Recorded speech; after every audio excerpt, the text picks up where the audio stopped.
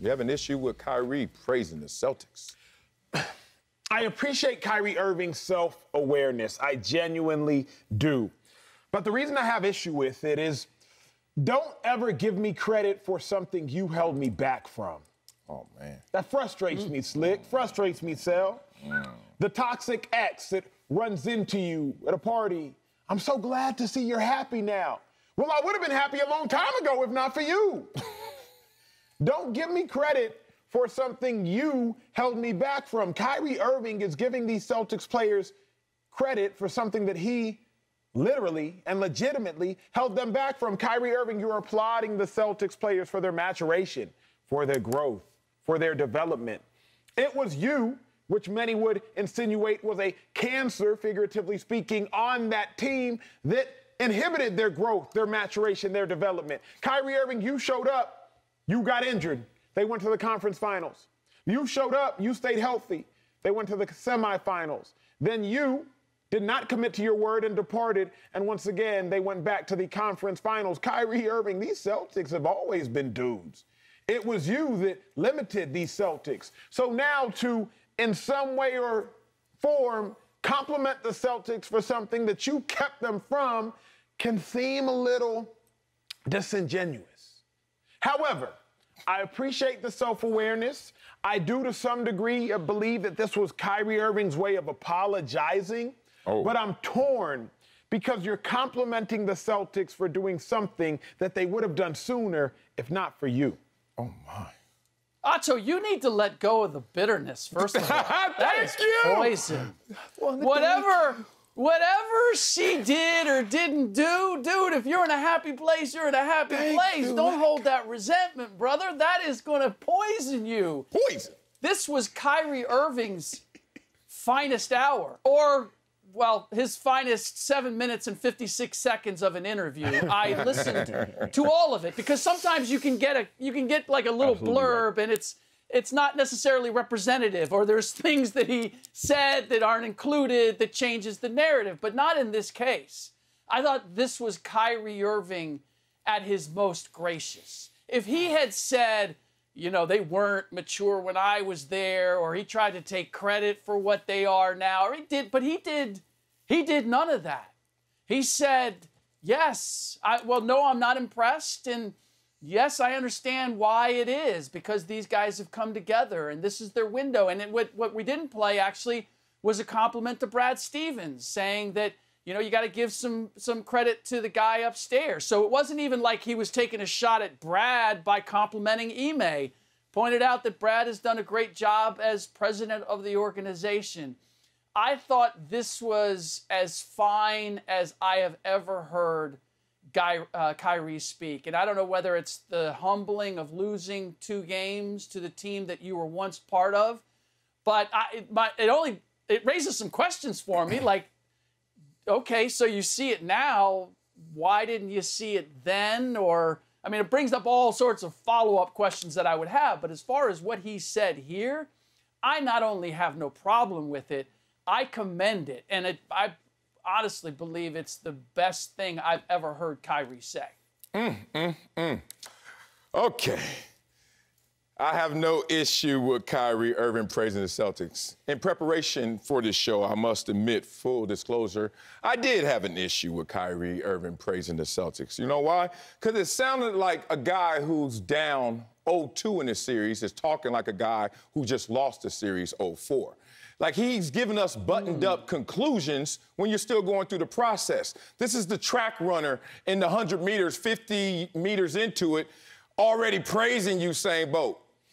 More than likely, Usain Bolt ain't even passed you yet, but it's coming. But let it come before I hear you actually profess that.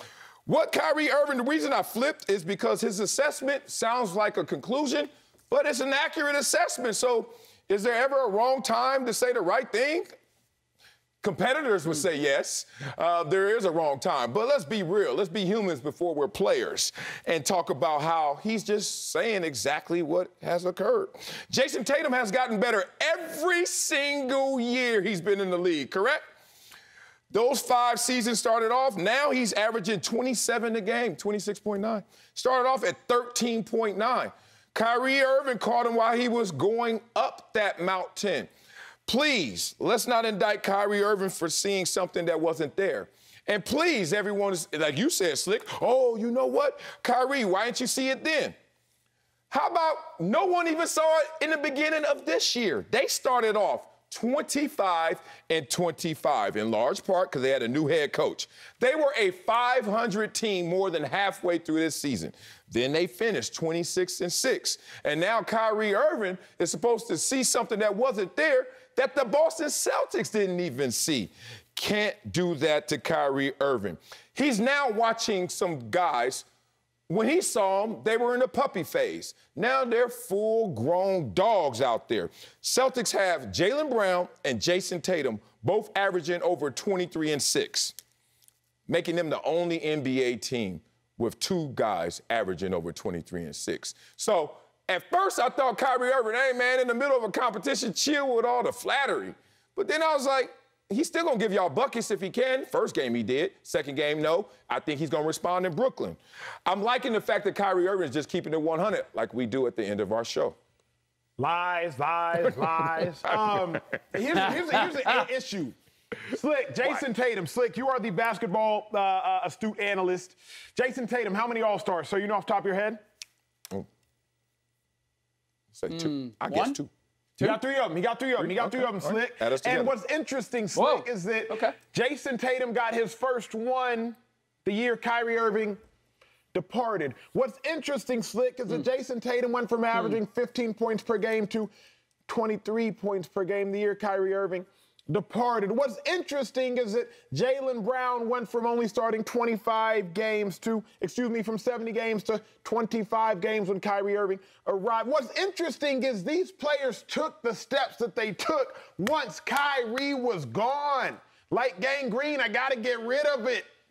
You're poisoning my body. So the reason I won't sit here and simply applaud Kyrie Irving is because Kyrie Irving is what was weighing these cats down. So thank you, Kyrie, for acknowledging.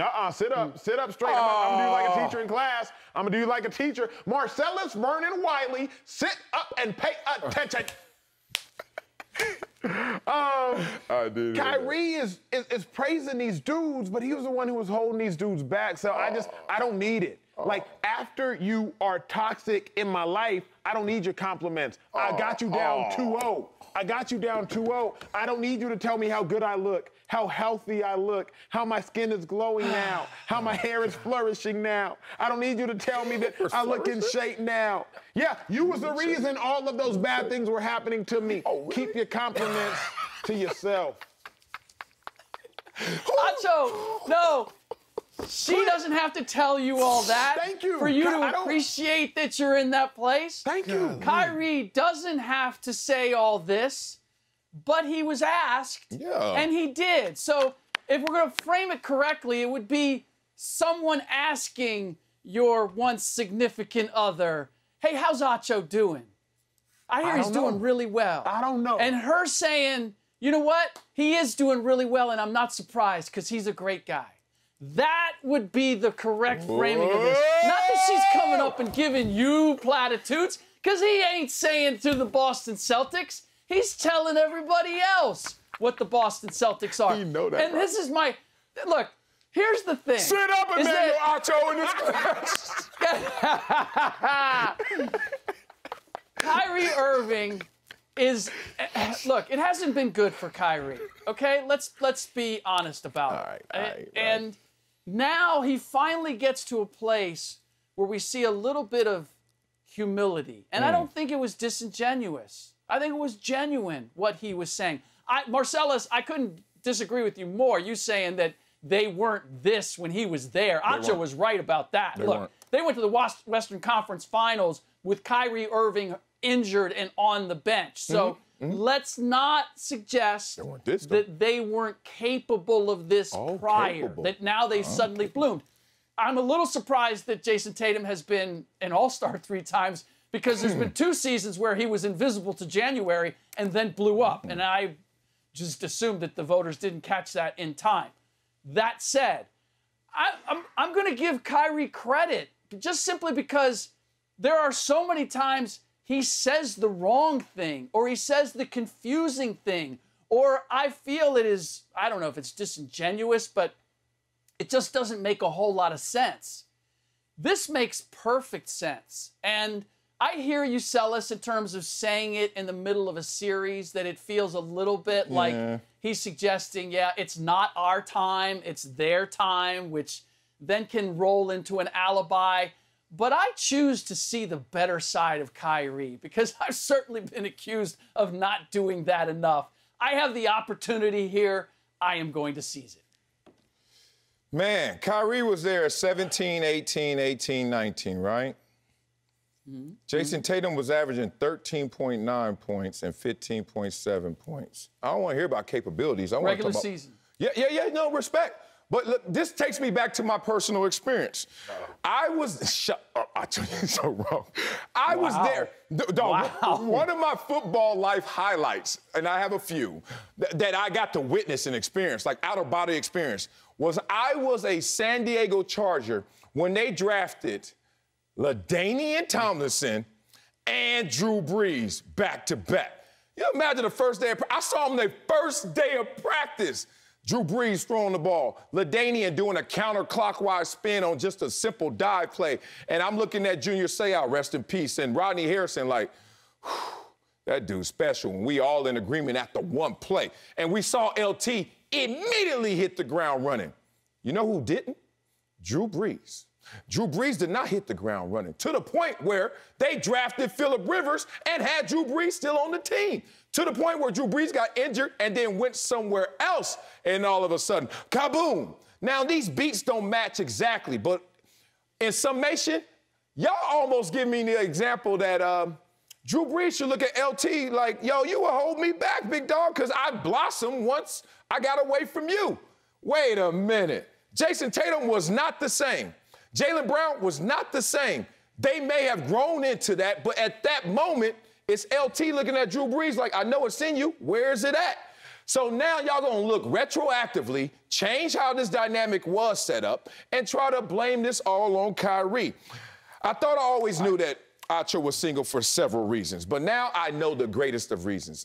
He doesn't have accountability. Like, you can't get out of a relationship and look back at the person and blame them for everything. You got to start with what you did wrong. And in this conversation... You want to go there? Okay. Uh-oh, what's her name? You want to go there? Let's go there. No. Okay, let's go. Here is where Marcellus is missing. Okay. The reason that Drew Brees probably did not take off is because he had toxic teammates like Kyrie Irving was to Boston that didn't believe in him. No, he wasn't ready. Marcellus Wiley was a teammate of Drew Brees. And when they asked Marcellus Wiley, toxic teammate himself, about his thoughts on Drew Brees, Marcellus Wiley had the disparaging comments about Drew Brees. I did not. But what had to happen, either Marcellus had to go or Drew Brees had to go so that Drew Brees could maximize his Hall of Fame potential. He didn't do it there. So there's a reason why Marcellus sees so much of himself in Kyrie Irving. I see toxicity all around Marcellus. Whoa. Like I see toxicity all around Kyrie. Once you remove those toxic individuals from the situation, Jason Tatum gonna ball and Drew Brees was gonna ball. Yeah, Sel, I said it. Well, said it. You got close, but you didn't hit bullseye because Drew Brees never realized his potential in San Diego, so it wasn't on me.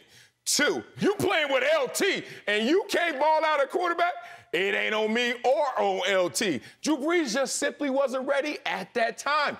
Kind of familiar with Jason Tatum and Jaylen Brown. When Kyrie was there, they just wasn't ready at that time. Now, all that said, I never said anything bad about Drew Brees. I just found a way, poetically, to talk about other players better than Drew Brees. That's all I did. I'm sorry, Drew. You my dog.